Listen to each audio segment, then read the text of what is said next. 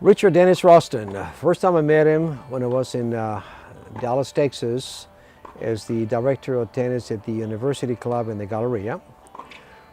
Dennis was a coach at SMU, and whenever there would be some rain dates, he would bring the SMU team, both men and women, to come and play the indoor courts at the University Club.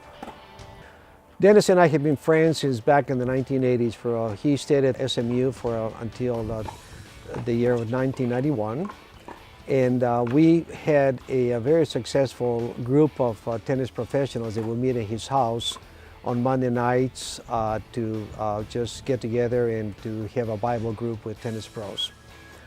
Dennis and I became very close friends. He would also bring Chrissy Everett to come and train at our facility when she was coaching her for 7 years, when she was #1 player in the world.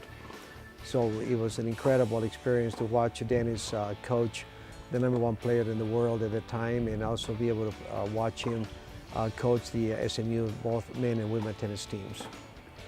As a young player, he was coached by tennis pro Pancho Gonzalez. He attended the University of Southern California and won the NCAA championships under the coach George Tooley.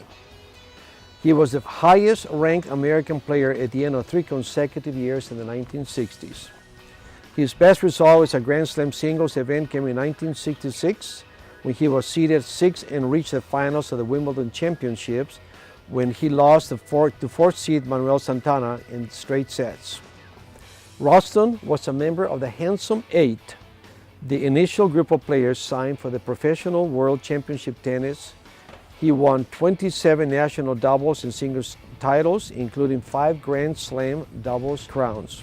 Dennis was not only a Davis Cup winner with the Davis Cup team in the 1963, but he also continued to serve in the team as a coach in 1968 to 1971, and as a captain in 1972 and 1975, winning with it the trophy in 1972 over Romania.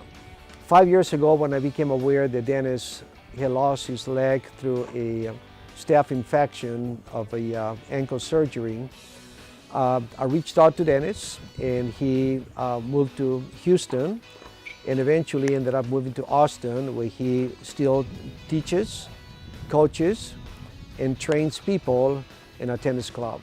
Dennis not only continued coaching and teaching tennis, but also continued playing tennis in some of the local tournaments.